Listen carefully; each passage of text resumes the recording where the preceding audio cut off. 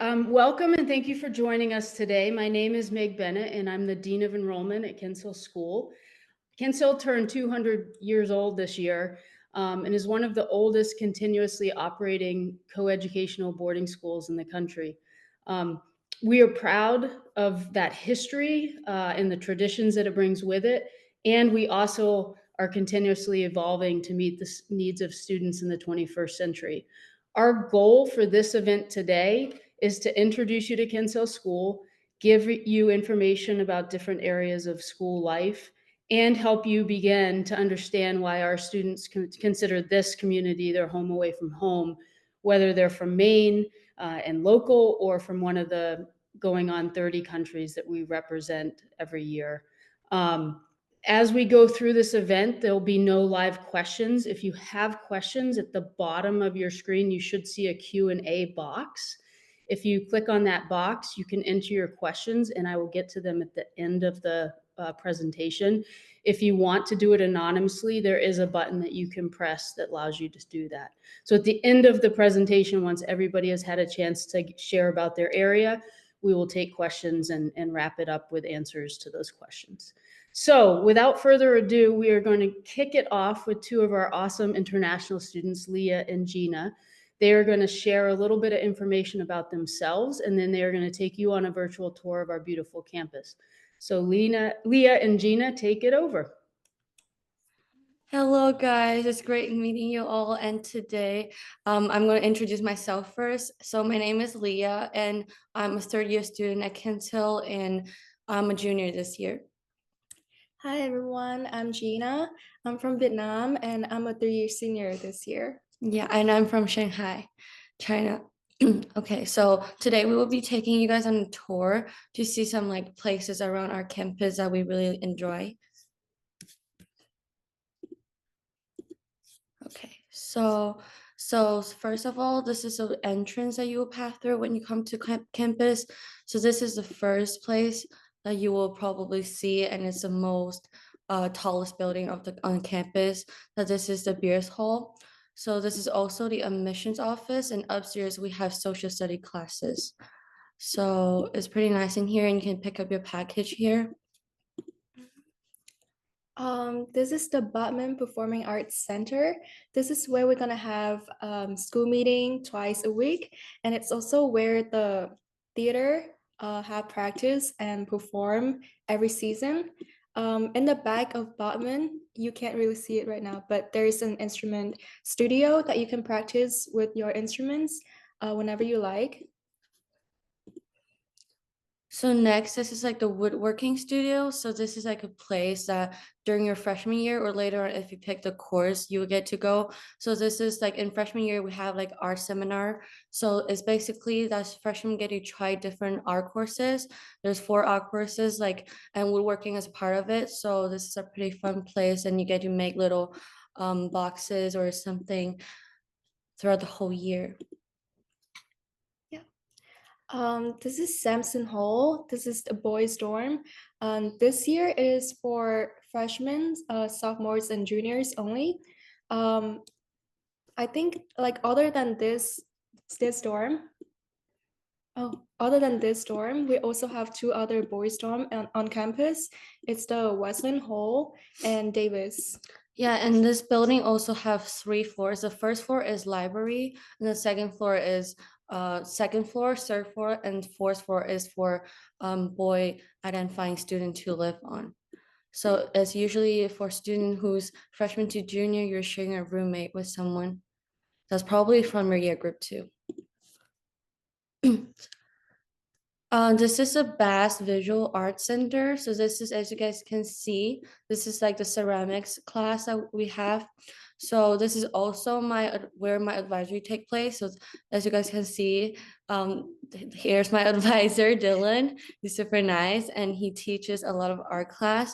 And ceramics would also be a part of the class that you would try in the art seminar during your freshman year. And upstairs is also a drawing and painting class, an APR class, also photography class. Yeah. So it's a pretty cool place for people who are interested in art. Yeah.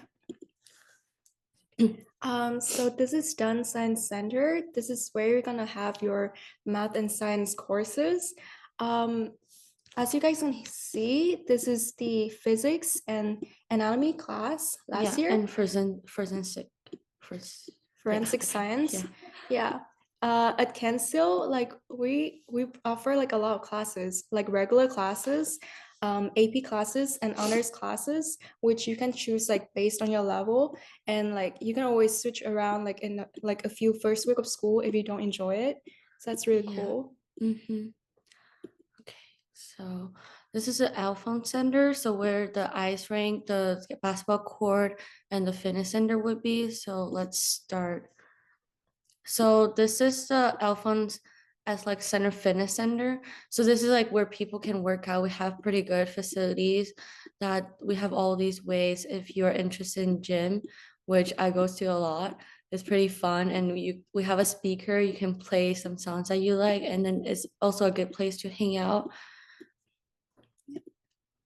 So this is like the spin bikes in Elfon.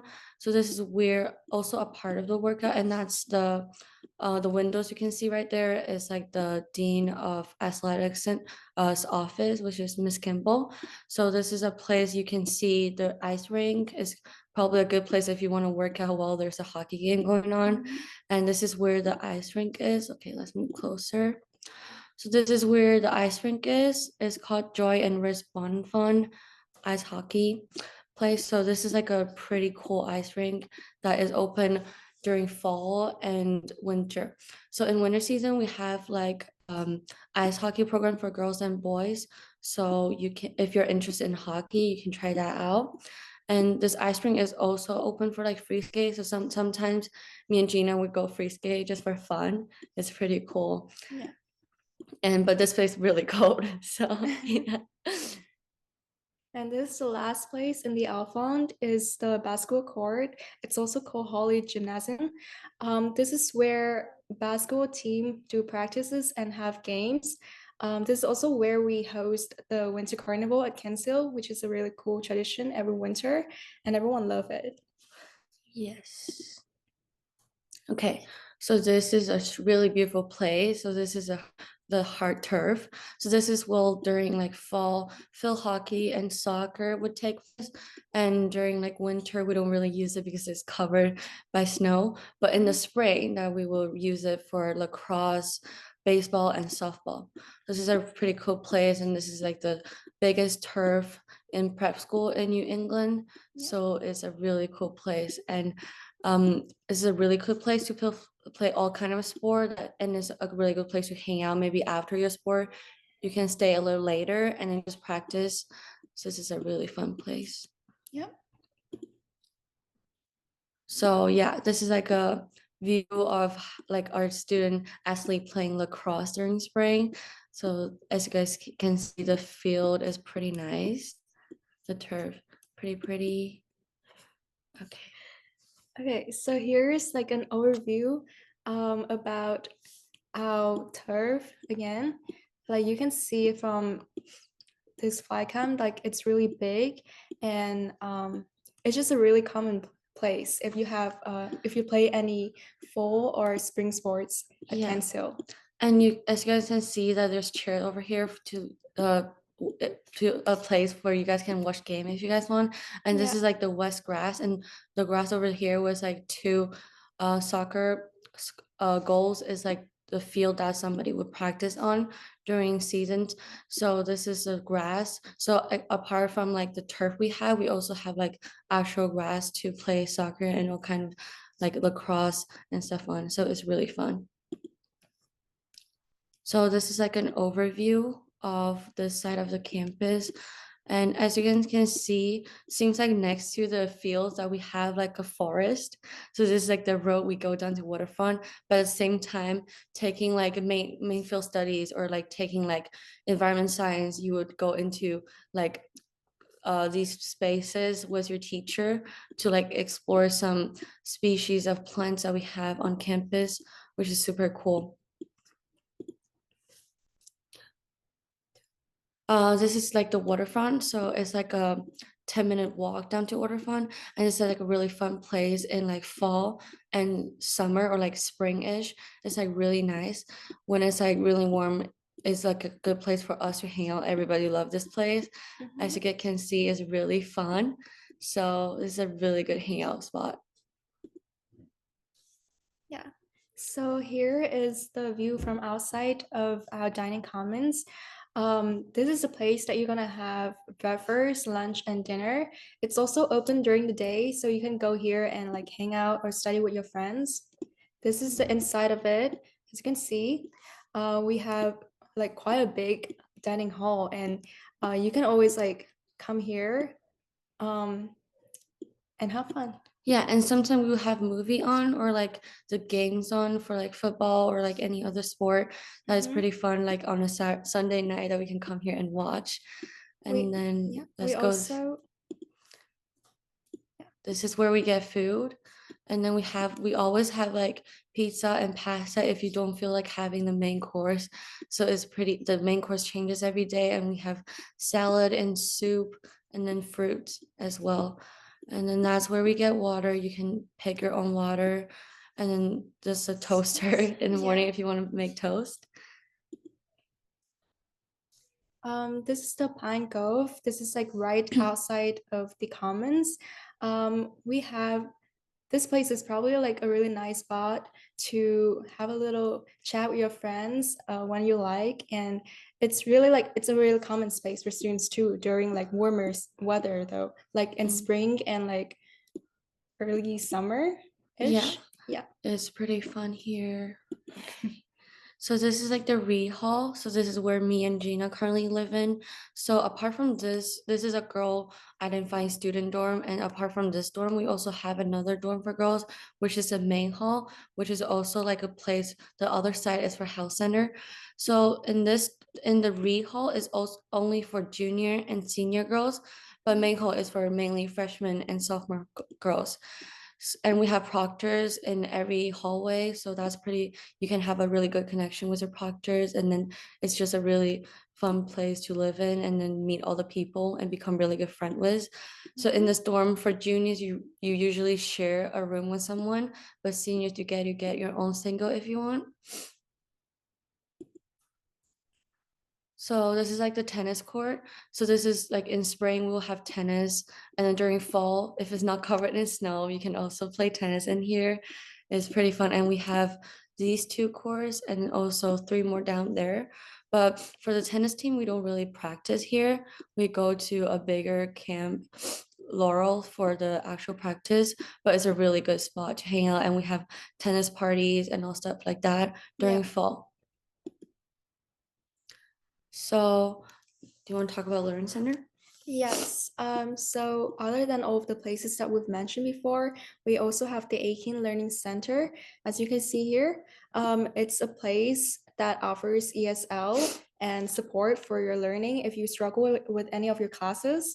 And it's also places that seniors like me can go for college counseling. Like I go here really often to see my college counselor and ask him questions whenever I have. So yeah, it's also like open during like the evening, so you can go there and like do group work or like study with your friends. Yeah, and in the basement of the learning center is also like the robotics lab that we're trying to build for like a really technical center, that if you're really interested in like computer science or like robotics, then this is a place for you to go. And it's usually open on afternoon too, and we have a robotics club. So this is an overview of our campus. So this is like the Ricker Hall, which is like usually like literature or language class take place. And one thing that we really like about Ricker is like the first floor or the basement is actually the student center. So this is a good spot for you guys to hang out and also get some food if you don't feel like eating at Commons, or like just getting snacks in general. So this is a really good place. Like me and Gina usually go there if we're hungry, like when it's not like meal times. We also have a bookstore right next to our student center that you guys can get like all of your textbooks and like athletic gears and blah blah. Yeah. So that's an overview of our campus, but we really want to show you guys how it looks during winter too. So we have a little video to show you guys. This is the Alpine Center.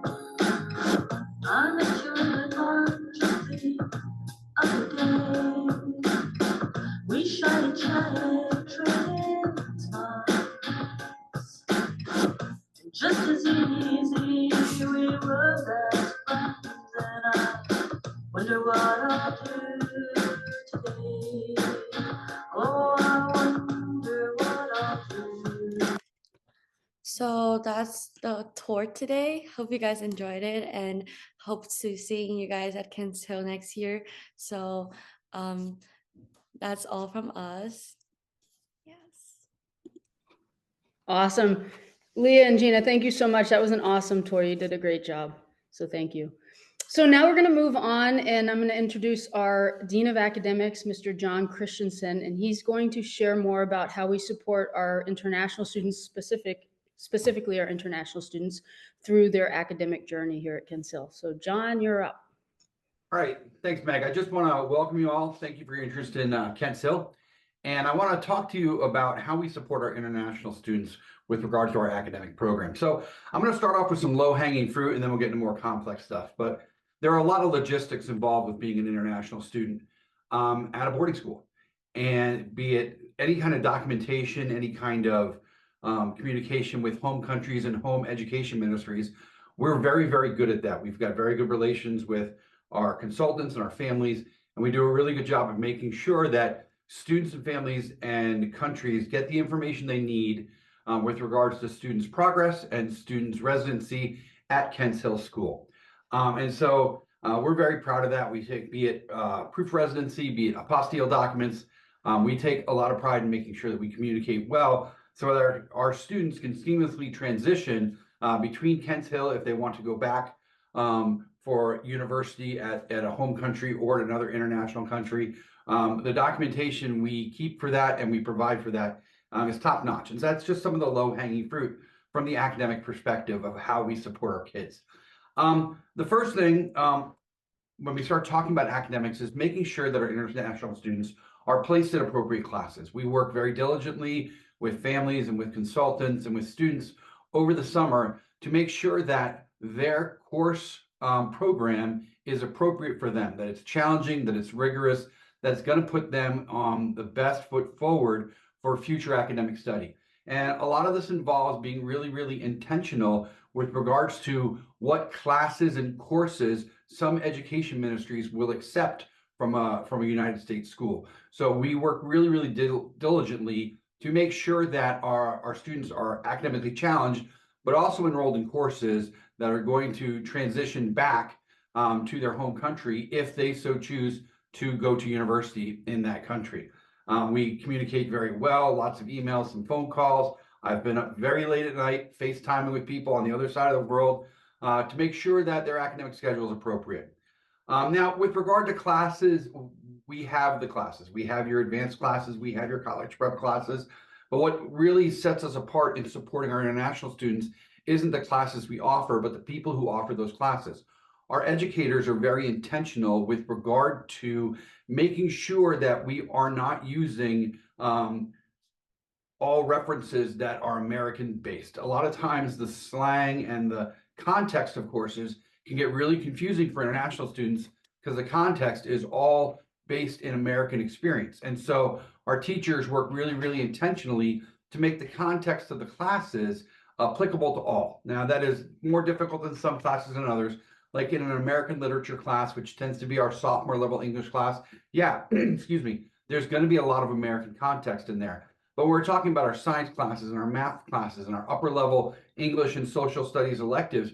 Our teachers work intentionally to make sure the context is not a barrier to the students understanding the materials. With that in mind, our teachers are also very intentional, I apologize, about making sure that our international students understand the culture, the context, and the expectations of the class. And so there's a lot of relationship building going on between our educators and our students in general. And there's a lot of precise attention paid to our new international students in the first few months, just to make sure we're keeping an eye and make sure they are transitioning well. And that, again, involves communication from the academic standpoint with the student and the advisor, and making sure the transition is well. As they progress through their career at Kents Hill School, one of the really good things we have is we have an exceptional college counseling office. And there are a lot of variables with international students with regard to the college process. And I think that the variables include many things, including, do they want to go back to university in their home country? Do they want to go to university in a different international school from the United States? Or do they want to go to university in the United States? And so our expertise in our college counseling office of dealing with all those variables as the student progresses is very, very helpful, because we make sure that if they're thinking about going to school in a certain country, that the coursework they're taking at Kents Hill meets the standard graduation and enrollment requirements for that country. And then as they progress, we also make sure that the coursework they're taking is varied enough that if there's a change of mind, which there tends to be, quite honestly, and they want to maybe look into taking university in the United States, excuse me, our program has set them up to be very competitive admissions-wise in United States University. So I think that, you know, in an academic program setting, what really sets us apart and what really makes us work are the expertise we have in the people who work here in the academic offices and in our classroom, who have a great deal of experience working with international students and international families. We have a pretty good international component of our school student body here. And so this is something we're good at, we take pride in, and we're always looking to find systems that are more efficient and more effective. So from an academic standpoint, we have all the classes, we have all the programs, but it's the people here that set us apart. And one thing about those people, and I say this all the time, is we'd rather get 10 questions too many than 1 too few. So as you have questions, reach out to our admissions office. They're very, very exceptional at their jobs. They will have the answers. And if they don't have the answers to the most precise questions, that's when they reach out to someone like me in the academic office, and that's when I reach out. So from an academic standpoint, the people we have here and the programs we've constructed support our international students very, very well. So I think I would just like to turn that back over to Meg at this point. And again, if you have questions, please reach out. Awesome. Thank you so much, John. Appreciate your time. All right. So next up, we have Miss Renee Davis, who is our Associate Head of School. And Miss Davis is going to share more about how we support our international students in our student life experience. Thank you, Meg. Good morning, everyone. So as Meg said, I am the Associate Head of School. And in that role, I oversee the student life offices, which includes our Dean of Students. It includes all of our residential life and social programming, our athletics program, which you'll hear from our athletics director in a little bit, as well as the college counseling office and our health and wellness center. And so as a collective, we really value and recognize that our international students and the culture that we have here and having such a large international community is a strength and something that is special and unique about Kents Hill. To help our students transition and progress into our community socially, we have dedicated programming at the very beginning of their time with us at Kents Hill, starting with orientation. We have orientation programming that's designed to help them adjust to how to be a student in the United States, really focusing on how to build unique and special relationships with our teachers and the different adults that they will meet and encounter to support them on campus, as well as emphasize, and this is the point that John Christensen just made, the importance of asking questions, the importance of not being perfect, and that this is an experience in which they are hoping to learn and grow. And so we want them to feel like it's okay to make a mistake, because our program is designed to support and boost our students. In addition to the student life resources, we also have an international student coordinator. And that person is hired to really think about the unique and special needs of our international students so that we can meet them, so that we can think about those needs and meet them proactively in our programming, as well as responding to things that might surface during the academic year. The International Student Coordinator is also the person who is the English Language Learning Coordinator that you'll learn about more with Maureen Whitestone from the Aiken Learning Center.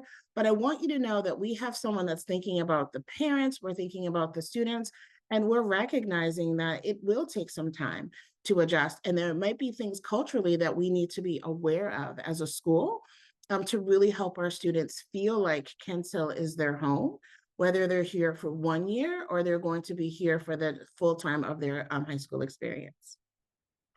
In addition to the International Student Coordinator, every Kents Hill student is paired with an advisor as well as paired in an advisory group. I like to think about this group as home base for many of our students. It's a place for them to develop instant connections with other students on campus, as well as build an instant connection with a Kents Hill adult who is thinking about them specifically as a student, as well as a social being on our campus, and really helping them sort of nudge them into their confidence and nudging them to really be fully present and engaged within our community. The student advisor is also a resource for our international parents who may be wanting to stay connected to the rhythm of what is happening on campus, as well as any consultant groups. Together, we partner if there are any questions or concerns that will come up. And so that advisor is the person who's looking at the full breadth of your students' experience to make sure that they are engaged, that they're learning, and that they're having fun, but most importantly, that they're growing. In addition to those resources, we also have programming that's specific to our international students. So our International Student Coordinator leads what we call the International Club. And it's a club where international students can celebrate and hold on to traditions from home, as well as share those traditions with our community. Through the International Club, we do lots of food, we do lots of fashion, we have lots of music. We connect to our students so that they can feel like they don't have to abandon who they are and they can be their full authentic self here at Kents Hill. In addition to the International Club, we also have affinity groups. Within our international community, we have a lot of depth. And so sometimes our students will want to celebrate traditions and cultural things that are important based on their ethnic group. And so I then support students who want to, as a smaller international cohort, connect with domestic students around their identity. For instance, we have a Black Student Union where many of our international students from Africa or South Africa will be a part of that group to connect with domestic students and share traditions and talk about what it means to be a student who is African American or Black or from the African diaspora on campus. Similarly, we have an AAPI, which is our Asian American Pacific Islander group. And again, it's international and domestic students who identify as Pijin. We come together and we do celebrations, we host special food nights. We get together and talk as a large and small community so that students are building connection to the larger Kents Hill School group, but they're also building strong and important connections with other students who look like them. The other thing that I wanted to share is really some of the logistics that we use when pairing our international students within our communities. And so I mentioned that advisory group is a really important and special space. And we really try to make sure that advisory group is mixed and balanced so that for the international students who are coming, who want to practice English, who want to develop relationships with someone from the United States, so that they can develop those friendships that can last beyond this time here, that we're really intentional about doing that. We're also very intentional about trying to pair our international students with someone from the United States or someone who is strong in English speaking language so that our students will have the opportunity to practice the skills that many of them come to the United States to gain, as well as build really important one-on-one and smaller group connections with their peers. And so that's just a snapshot of the programming and the work that we do to really support our students in being whole and healthy and comfortable within the Kents Hill community. And I will stay on the Zoom until the end to see if you all have any questions about the social programming that we have here at Kents Hill. So thank you. Thank you so much, Ms. Davis. And just a reminder, if you do have questions, you can go down to the Q&A box at the bottom of the screen and type them there, and I will get to them at the end of the webinar, and you can do it anonymously. There is an anonymous button if you would like. So next up is Miss Maureen Whitestone. She is the director of our Aiken Learning Center, and within that facility, we do both learning support and ESL support, and she's going to share how we do that support with our international students. Thank you, Meg. So welcome, everyone. I echo what everyone has said. I'm happy to have you have interest in Kents Hill. I hope you get a little picture of what we're like through all of this conversation and, of course, that wonderful tour. To begin, my title is Director of Student Support, and so my main function is to really try to support all of our students, and our international students are a big part of our community. You saw a little bird's eye view of the Aiken Learning Center when Leah and Gina were giving their tour. It's a really nice facility where students feel comfortable coming to get some extra support. They're very welcomed when they come in here. So we offer English language support. Ms. Davis mentioned that our English language support teacher, Ms. Lohman, is also the International Student Coordinator. And what we do is we offer support that is built into the student schedule. So in our program, students are not pulled out of English classes or history classes or any of their other academic classes. They're fully integrated into our classes. And we offer the English language support as an additional class. So it takes the place often of their free period, and they will come in 3 times a week, and they meet in small groups with Ms. Lohman to work on any additional support that they need for their academic work. Most of those groups are 2 students with her, some are 3, and it's never larger than 4 students in a group. What they do primarily is they work a lot on writing and reading. She has been working for a long time with international students and has a lot of expertise in helping students work on writing in particular. They also will do some pre-teaching of work if we know that there's a certain topic coming up and they need a preview in order to be able to work in the classroom a little more easily. She will do that, and also some reteaching or tutoring of material if students haven't quite understood what's going on in the class and they need a little extra support. Many of our international students also decide to take some of their tests and exams in the Learning Center in a smaller group so that they have the ability to ask questions if they don't understand what's being asked on the test and get some additional support with that. So that's a real positive. The other thing that we encourage our students to do is to come down in the evenings. We are open Sunday through Thursday night, and there's always a learning support teacher here. And we were open from 7 until 10 o'clock. And so that is part of the time that all of our students have a study hall. And we invite students to come down to the Learning Center to have their study hall here instead of the dorm to get some extra support if they need it. The other thing that I'll mention is that in addition to the Aiken Learning Center housing the English language support, we also have teachers who work specifically with students, both international and non-international students, who might need any kind of additional scaffolding in the classroom.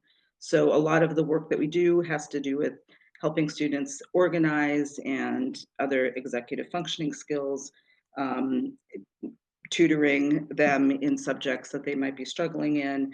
And so if there are additional learning issues, and that it's not just a need for extra support with learning English as a new language, then we also offer those services. And we have had students enroll in that program, sometimes in addition to the English language support program and sometimes instead of the English language support program. I think in general, we do a really good job getting to know our students. We build really strong connections. As Renee mentioned, Ms. Lohman gets to know all of the international students really well and offers support outside of our program by doing activities with them and hosting a lot of different events. And so that's a really nice relationship that gets built. Ultimately, what we want our students to do is to really become strong self-advocates, to learn communication skills so that they can really talk with their teachers and talk with other people about what they need, and build their language skills in that way, so that when they move on to whatever they do next, whether it be college or employment, they've really worked on those skills. I will be around also after this for any more questions if you have them, but thank you so much for your attention. Thank you so much, Ms. Whitestone. Appreciate your time. All right, next up, I think we have Miss Becky Kimball, who is our Director of Athletics, and will share how we support our international students and all of our students through the athletic and extracurricular experience at Kinsale. Hi, everyone. Thank you for being here. I'm honored to be here as well. I am the Director of Athletics, and I oversee all of the athletic programs, all of the afternoon activities that we require at Kent Hill School. We offer an array of competitive and non-competitive sports at Kent Hill, varsity, junior varsity, and club. And then activities such as performing arts, equestrian, yoga, strength and conditioning. So if a student comes in and wanting to play a competitive sport, they can do that. But also maybe in the spring or the fall, they want to just do something a little bit more relaxed and a less number of days or hours, focus on their studies, they can also do that. So everything for our kind of, I would say maybe more premier programs, do definitely focus on our winter sports. Our Alpine Center is a highlight for us. We have 2 training lanes for skiing and also a very large recreation and freestyle area. Also very kid friendly with kind of a lower beginner rope tow that allows our beginners to learn in a shorter yardage distance, so they feel safe. And then at night, sometimes we'll open the ski hill up and they can do bonfires and still get some skiing in, which is also a great community builder for all of our students. In addition to that, we have over here at the Alphonse Center, it's very busy and super fun. Our hockey teams are always going at it. We have our own sheet of ice and also an awesome arena for basketball right across the way. So basketball and hockey going side by side. You have a lot of students coming back and forth and a lot of support from our student body, but also it just brings a spirit to the games like no other. And those programs are both varsity and a sub varsity team, which, if someone desires or wants to develop into a varsity player, they can do that here at Kent Hill. In addition, springtime is super fun. It's short, but tennis is super popular with JV varsity for boys side and varsity for girls side. And then usually we have some numbers to do kind of a rec non-competitive team.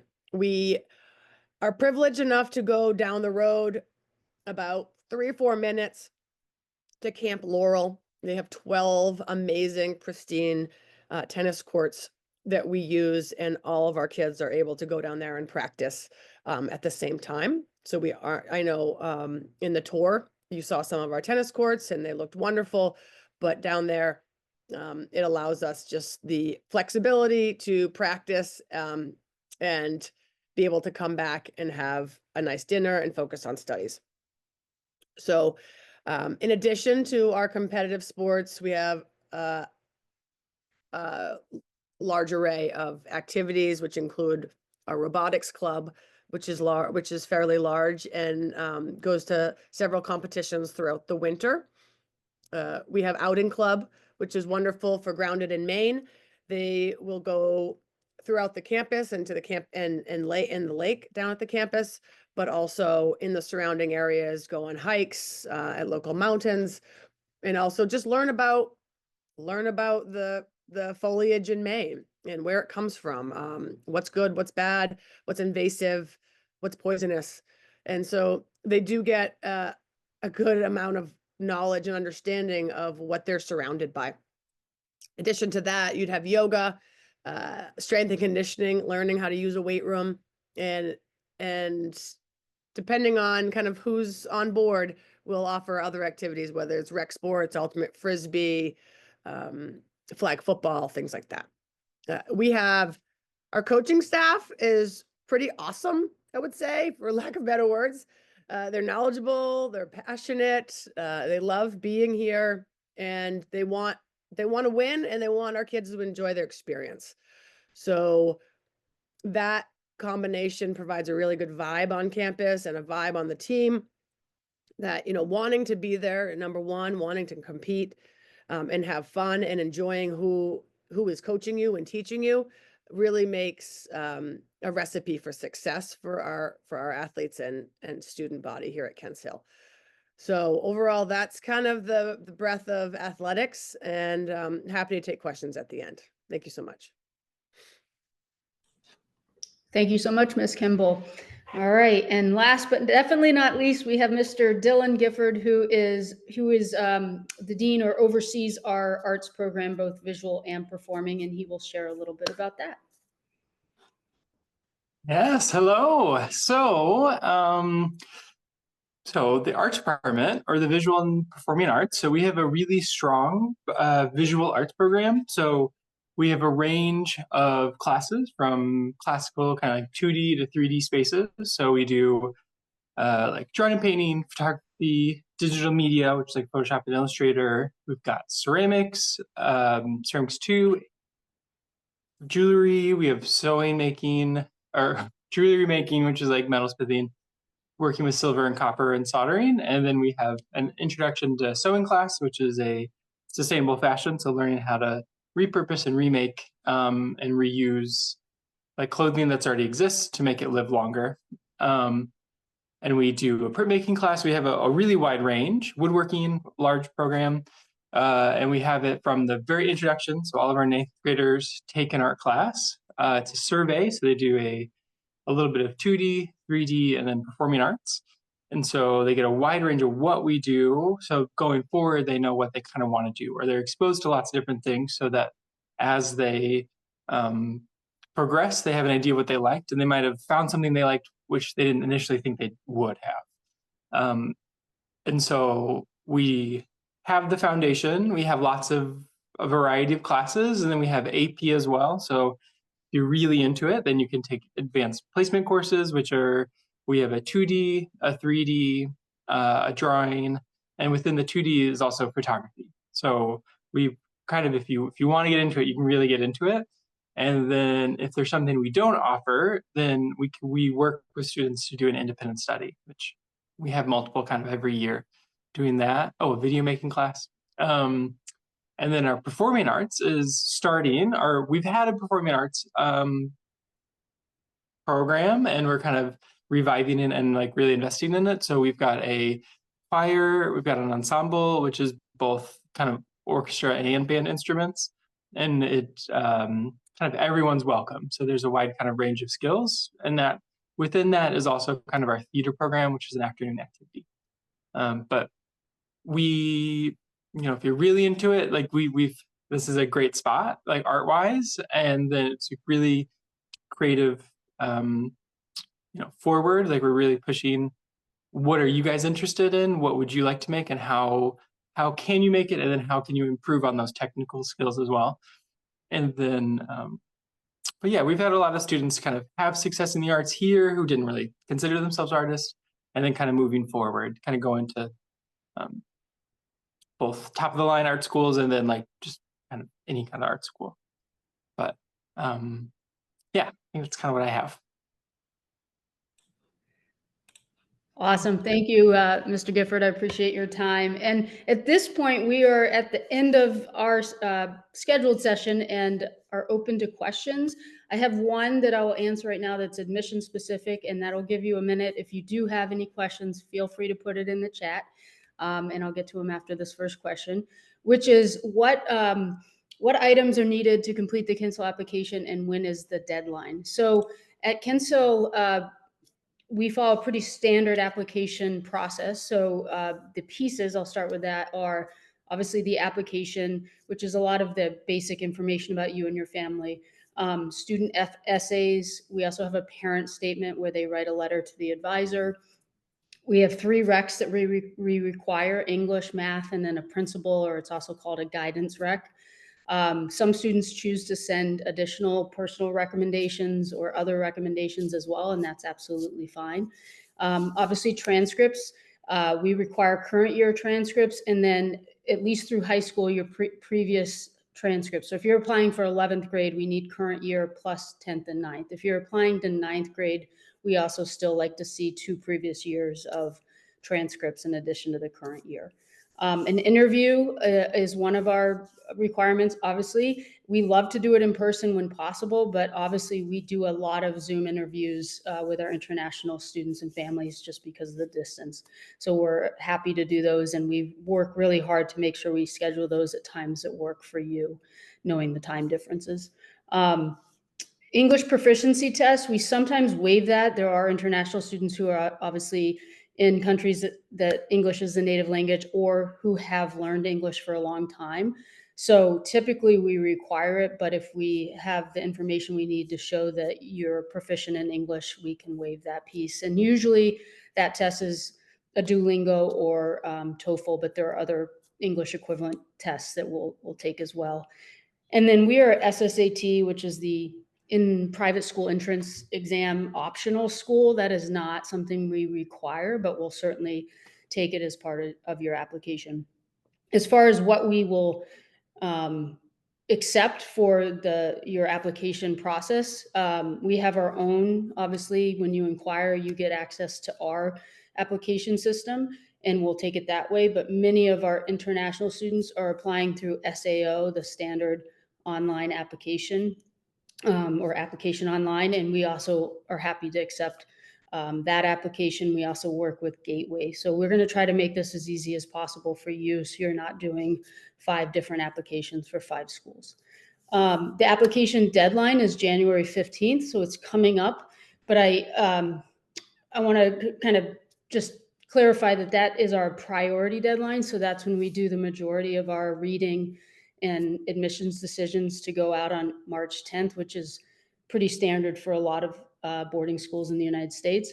After that point, we do rolling admissions. So if you can't get your information in by mid to late January, it's okay. We will still work you through the process. It just becomes that the later we get into the spring, the less spots we have. And eventually, on the great years, we end up completely full in beds. So we want to make sure that students get through the process as quickly as possible. I think that answered the questions in that first one. Let's see. What does financial aid typically look like for an international student? So we are a school that offers some financial assistance for international students. We do ask that our international students fill out as best they can the international financial aid system that we have. And in addition to that, we have a supplemental form that we can share with international families so that they can kind of better explain their financial situation, because we understand that the systems we use here are really based on US income, US tax system. So we will ask families to do the best they can to fill out the financial aid application, but also do a supplemental form. And then we review that as part of the process. Mentioning what I did before about the priority deadline, financial aid applicants, it is really important that you try to get your information done by January 15th, because that is really when we look at the vast majority of our financial aid awards.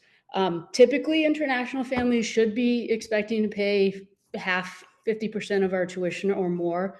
On rare occasions, we can do better than that, but it's not that often. Has to be exceptionally strong file and applicant. And so our tuition with our international fee is just over $70,000. So most of our international families who are on financial aid are paying around $36,000 or more to attend Kent Hill School. However, again, there are some exceptions to that. Any other fun questions for other people who are still on the call? I'll give you a minute to put any last questions in before we wrap up. So we're going to be okay with some silence for a second here.